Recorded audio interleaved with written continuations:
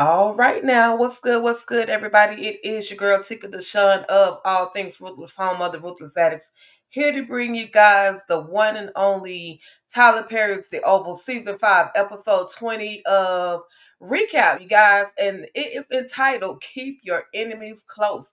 And when I say this episode, absolutely, you definitely need to keep your enemies close. But it seems like at the end, y'all, we need to keep our friends close too, because the shishnish went down on the Oval. That's all I can say. It was absolutely crazy. But of course, as always, your girl Tika Deshawn, am here for the Oval drama, y'all. So when we last left off on the Oval, we saw where there could potentially be a altercation between the one and only Priscilla as well as Kyle. And it definitely went down. Priscilla caught Kyle in the bathroom of the president as well as Victoria. She caught him in that bathroom and questioned him about what he was doing in there. Now, he attempted to apply a little pressure on Priscilla's throat, but Priscilla held her own. She did her thing. She was able to break loose from the hold of Kyle. Of course, he didn't want the smoke because she wasn't letting up her pressure. Her grip seemed to be a bit tight as well. So, of course, after this whole altercation between the two of them, they make their way. She goes her direction and he goes his direction. But of course, we know that Kyle was in that bathroom looking for that medication that's causing the president not to be able to walk. Yes, there is such medication that's causing the president not to be able to have the ability to use his legs. It's damaging his nerves and it's causing him to unfortunately be in that wheelchair. Now, again, I'll just say this. I don't feel sorry for anything that happens to President Hunter. It is what it is. We know how Hunter gets down. It's his time, but then again, I don't want Victoria to win in this matter as well. So anyway, you guys, moving right along. The two of them both, like I say, go their separate ways. Now we're in the midst of this. Now I have been questioning Lena. Like something about Lena just did not sit right with me, y'all. And I forgot that Lena is the freaking wife of the DEA agent who actually helped Victoria give Hunter these bad drugs. So now this right here, this interview that is about to happen, it's going to aggravate me knowing what I know. But y'all gotta stay tuned, stay locked in, because I'm gonna tell y'all some crazy stuff went down at the very end of the episode, y'all. So anyway, we see Lena as well as Sam, as well as Jason. And of course, she's in denial about the fact that Jason is still alive, but it's really him. So she asked him, of course, she has quote unquote, self doubt about being able to pull through with this interview. But Sam is confident in knowing that she can pull the interview through. And so the interview goes off. She asks Jason questions like, are you sure your parents are in on this? And he says yes, but he says specifically, my mother has something to do with me and my alleged unaliving. So they're literally, Jason is definitely spilling all of the tea. He's telling Lena, the trusty agent, the trusty newscaster, that all of this stuff is on Victoria. Now, I don't know why Sam specifically chose her. I do not know what the history is, but I feel like there is some shape, form, or fashion of history between Sam as well as this um uh not meteorologist. I was about to call it the weather lady. But anyway, this news lady, there's something up to her. So the scenario is Jason breaks his silence pertaining to his parents. Priscilla proves her loyalty to Hunter after catching Kyle in a questionable scenario, y'all. So that's the synopsis of the episode, and definitely a lot of shenanigans went down within this episode. So after this interview is done, then we see where Hunter is being wheeled back to his room. Now, of course, Hunter is tired of being in his room. He don't take it takes him no time to continue to flirt with Priscilla. However, Priscilla is there letting him know that Kyle was in his bathroom. And so, of course, the question is, what the heck was Kyle doing in the bathroom? She doesn't mention to the president, she doesn't mention to Hunter that they get into an actual physical altercation. She only mentions to him the fact that Kyle was there in that bathroom, y'all. So the episode, it revealed a couple of moments, but then Hunter is escorted back into his room. He says he doesn't want to get back in his bed. He's tired of being in the bed. So of course he tells Isaac to make sure that he finds Kyle and bring Kyle to him. So Isaac goes over to the phone and he puts out a tracker on Kyle. Of course, Kyle's not going to respond immediately because we know that Kyle made his way to see Victoria one time already. Now, there's another moment in the episode where he's going to be there to see Victoria, but at this moment, he is being sought out by President Hunter as well as Agent Isaacs, y'all. So then, back at this whole conversation, at the end of this conversation, after Lena has recorded everything that she needs, Sam tells her, don't say anything. Don't tell anybody. Don't tell your boss. Don't tell anybody else about this situation. Unfortunately, we gonna listen. I'm on Lena. Like Lena got my blood pressure up, y'all. Lena definitely has my blood pressure. What's good, Susan? You said he don't know he can walk yet. No, he doesn't know he can't walk yet. You're right. He absolutely doesn't know. But also he tried in the previous episode. He stood up and tried to walk, and his legs just gave out under him. So I think the longer that medicine, or once that medicine gets out of his system, he'll be able to regain the ability to use his legs. It's just a matter of time. So anyway, you guys, we see, like I said, Sam lets her know, don't say anything, quote unquote, don't say anything to anybody else. Don't say anything to anybody else about what you have seen. So then we see Alonzo as well as Max, and the two of them just having a little conversation because Max is questioning Alonzo. Like, Alonzo, why are you acting so distant? Why are you acting so sketchy? Like, what's really going on? Like, I don't think Max is aware that Alonzo was the one that brought Hunter the medication that could actually be causing him all of the problems that he's dealing with.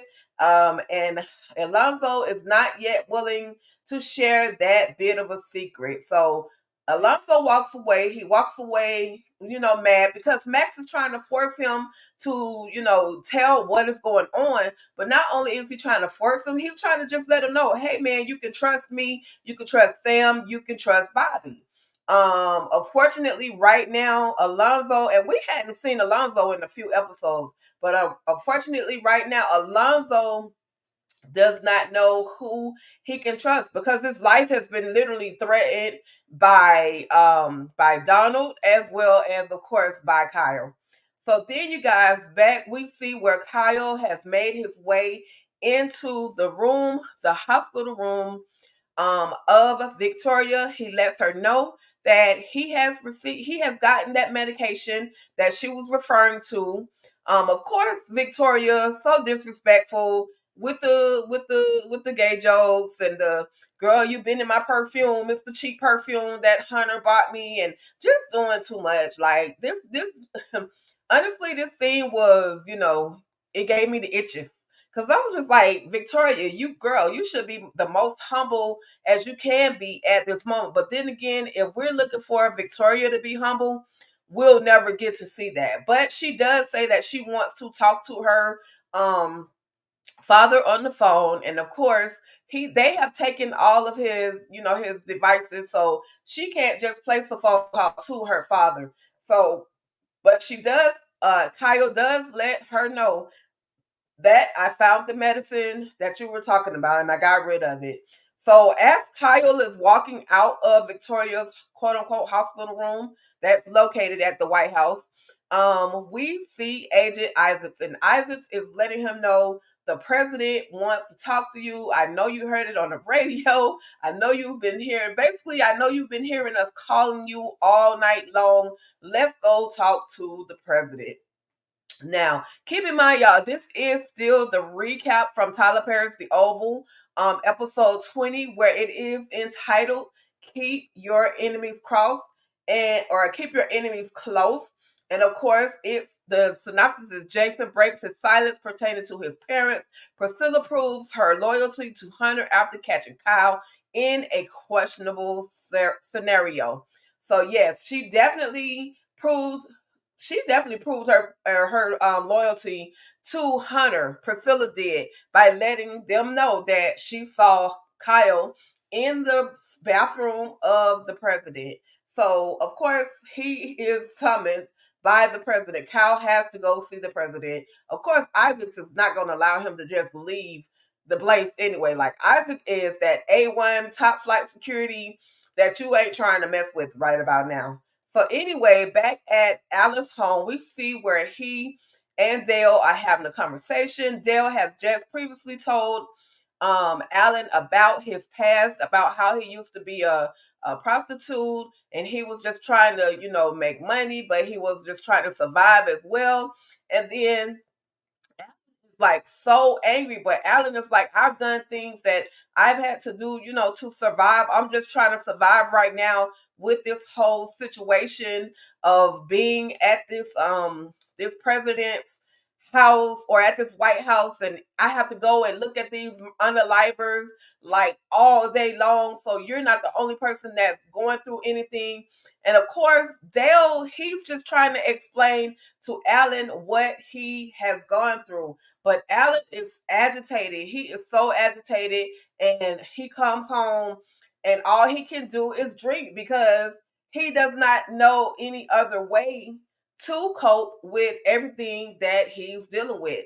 That he's dealing with at the White House. They just unalived Ellie not too long ago. Like Allan, and again, Allan is another one of those characters. I don't feel sorry for you because you was beating on Ellie, like you were abusive to Ellie. So I'm kind of like halfway on the line. I don't feel sorry for you, but then I feel sorry for your situation because you're in the middle of something and you just cannot get out. So Dale, he makes his way. He decides that he's just gonna go ahead and go um to Kyle because it seems as if Allan does not want him there anyway. They had the conversation about the past, throwing it up. He threw Dale's past up in his face, and now, Dale is like, okay, whatever, I'm out. And of course, unfortunately, he's gonna probably end up at Kyle's, who is the worst person that you can run to. But that's where Dale is on his way to.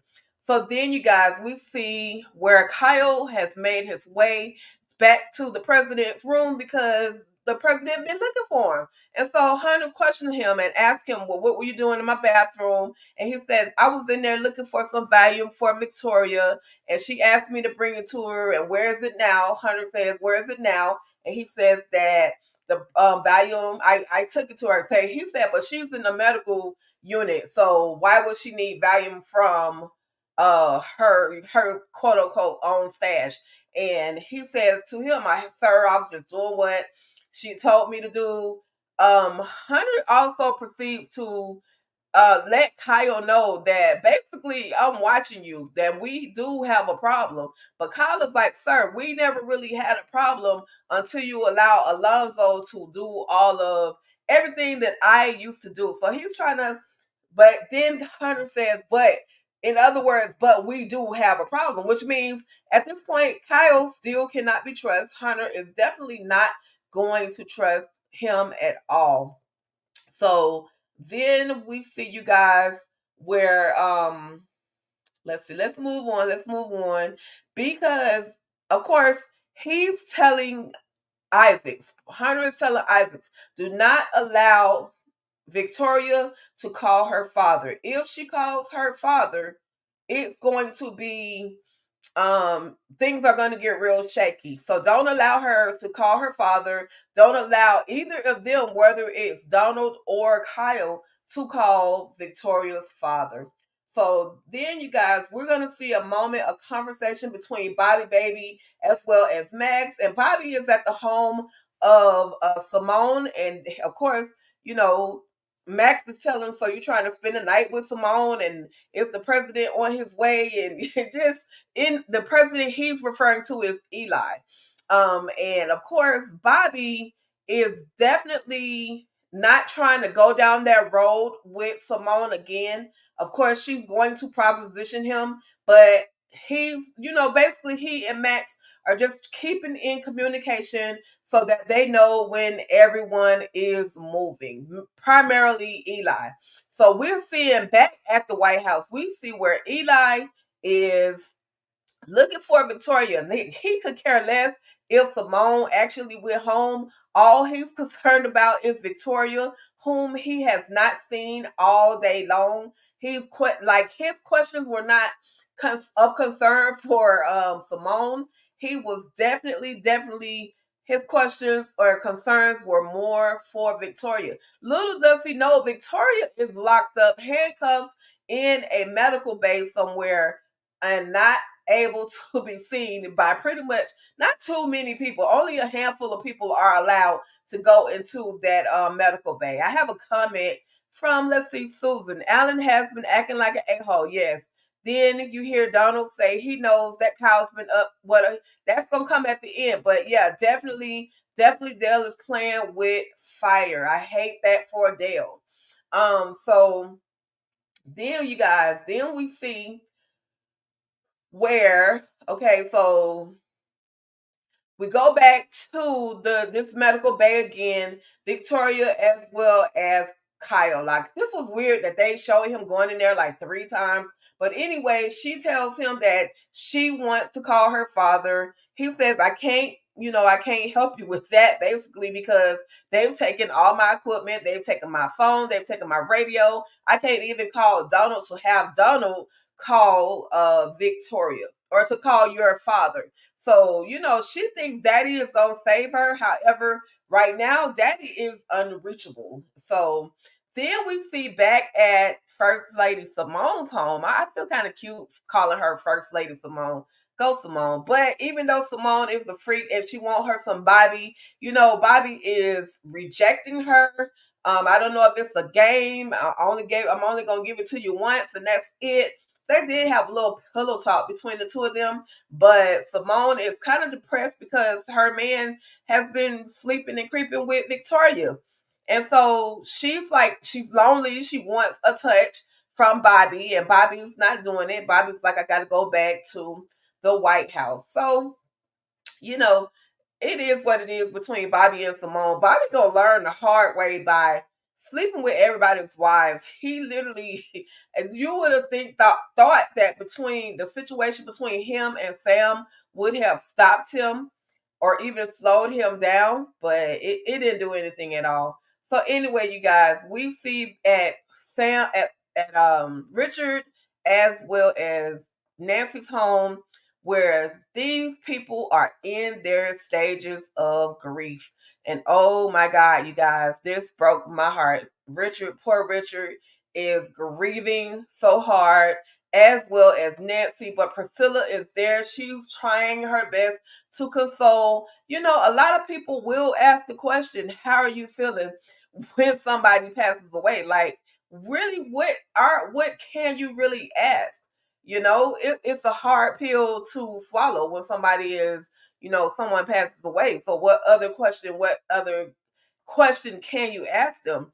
But it's out of concern. But listen, y'all, I'm gonna give you guys a quick clip where we see that not only is Nancy emotionally just drained. She is drained in her faith. She is drained in her mental health. She is drained at the fact that she no longer has either one of her children. So let me give you guys a quick clip and then I'll be right back. Whoa, y'all hear that? Nancy feels like the sins that she committed a long time ago have basically come back to haunt her. That God is punishing her. You know, these are her thoughts, that God is punishing her for her sins of the past. And oh my God, I literally I felt it. I felt that Nancy um I felt the pain that Nancy was feeling, y'all. But then there was also a moment where Nancy told Priscilla, "You don't know what I'm going through because you don't have children." But there was a pause, a hesitation in Priscilla's voice, in her reaction. And of course, she said, "No, I don't know what you're feeling. But is there a child that we don't know about that Priscilla has either had or has lost?" I'm telling you, y'all, this thing is gonna get deep. There's something to why Priscilla and Sam originally fell out, but I feel like it has something either to do with an extramarital affair, other than with Victoria, or they lost a child and are trying to, and Priscilla was trying to find herself all over again. But very good statement question by Susan, who is thinking she might try to do herself harm again. I really, really felt like that, because when Nancy said she no longer has anyone, I felt like she might try to harm herself again. I hope, I really hope that this situation will not turn out to be her attempting to unalive herself again, simply because they still have Callie to fight for. Even though we know that Callie is not Richard and Nancy's child, they still have Callie to fight for. So I'm hoping that there's something in her that pulls that mindset that she has nothing else to live for. I'm hoping it will take that mindset away. There's also a moment where Nancy says that we need to let Sharon know. Y'all don't know Sharon is locked up. Like, how do y'all not know Sharon is locked up? So I'm hoping we'll get another glimpse of Sharon as well, because it's been a while. It's been what, we haven't seen Sharon this entire season. So I'm hoping we'll get another glimpse of Sharon. So moving on away from this whole sadness, sending my prayers to the Halston family, prayers to Richard, prayers to Nancy Halston, y'all. So anyway, we see in the car where Sam is telling Lena, you can't tell anybody, not your supervisor, not anybody, about this situation. And that's really what that conversation was all about. It was really what that conversation was all about. Me too. I hope they find Kylie as well. But that's what that conversation was about. You can't tell anybody. But y'all, I'm gonna just keep watching, because the shenanigans got crazy at the end with this chick Lena. Now I remember, again, I told y'all in the beginning who Lena was. She's the wife of the DEA agent who actually helped Victoria or attempt to unalive President Hunter. So anyway, y'all, we see where, Donald is on his game as far as, okay, Kyle, what's the next info? But Kyle tells him Victoria wants to call her father.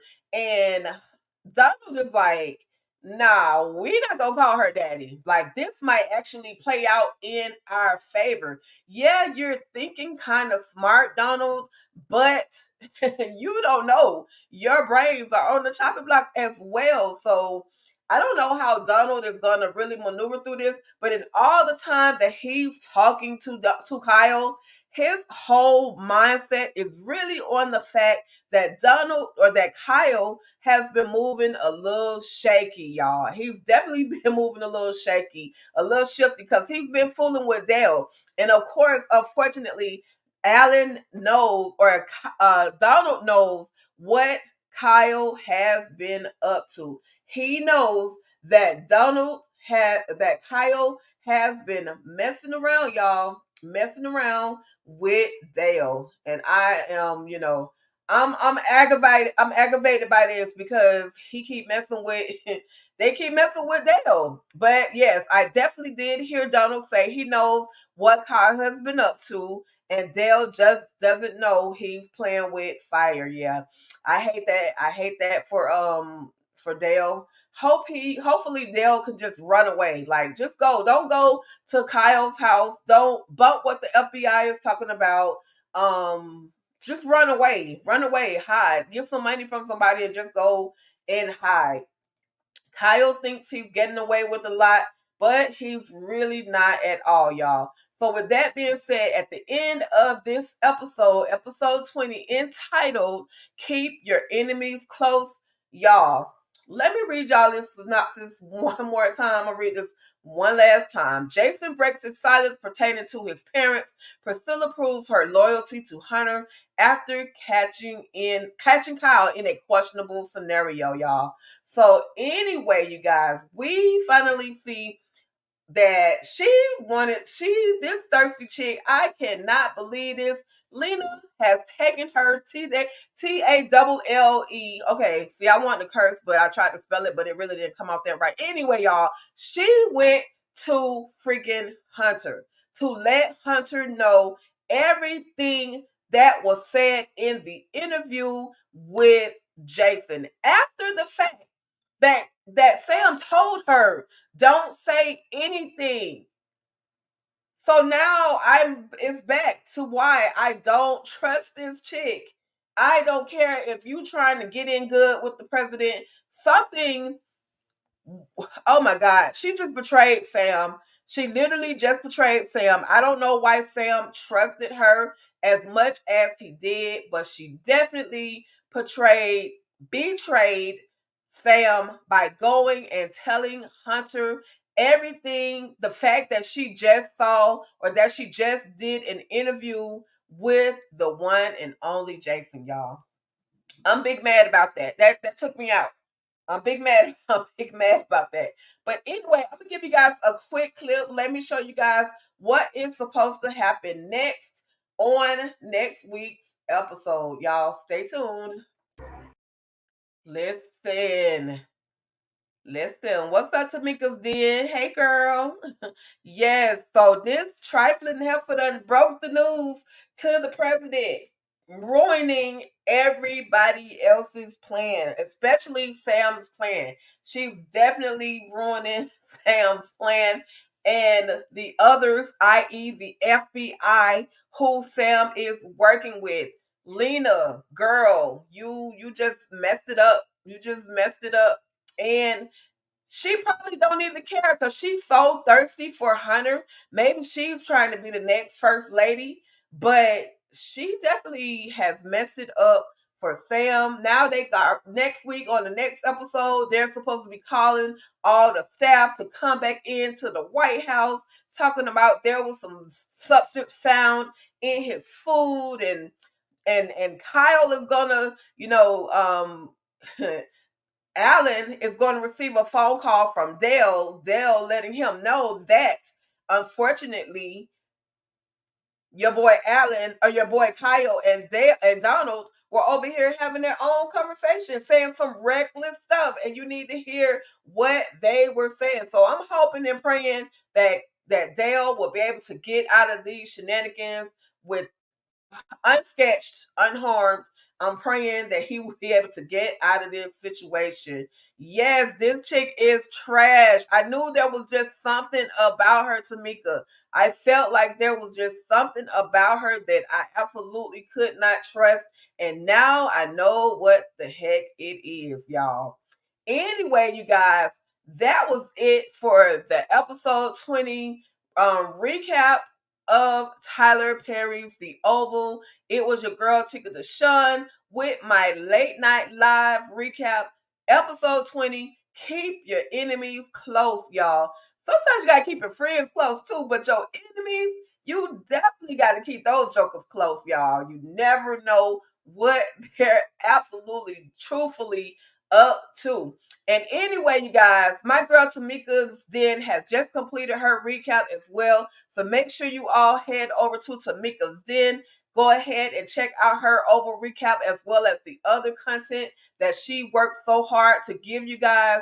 And hit the like button, hit the share button, hit the subscribe button. Make sure y'all set those notifications, because what y'all listen, this week on the Ruthless Roundtable, I don't really, I try not to say too much, but this week on the Ruthless Roundtable, you guys, where we may have a special guest that's coming through. Y'all know we talk about Ruthless from the rooter to the tutor. It's myself, Tika Deshawn, of course, VKJTV, who is the primary host, who has created this Ruthless Roundtable, as well as my girl EJ, the TV junkie. But I want you guys to make sure that you tap in and tune in tomorrow night, or i.e. Wednesday, at 8:15 p.m. Eastern Standard Time. It's going down. The Ruthless Roundtable is absolutely coming through. We got something special for y'all. Thank you, Susan. I absolutely appreciate you. For those of you that were tuned in and didn't comment, I absolutely appreciate you all as well. I definitely see you guys tapping in and tuning in. Next time you come through, say hi. I just want to know who I'm talking to, but I absolutely appreciate you. My number's up here. Show me that there's some people that I am definitely talking to. So I absolutely appreciate y'all for not letting your girl talk to herself, by herself, for herself. Okay.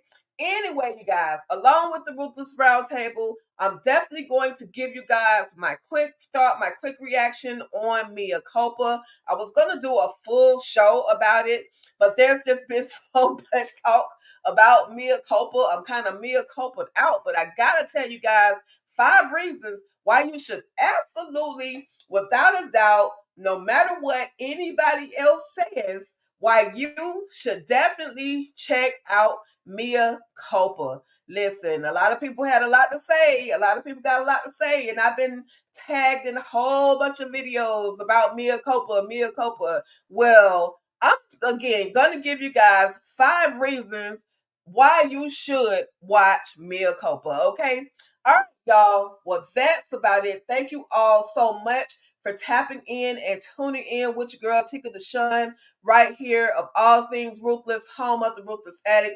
If you're new to my channel, finding me for the first time, please hit that subscribe button as well as that notification bell so that you can receive reminders of new Ruthless content. Okay? All right, y'all. That's about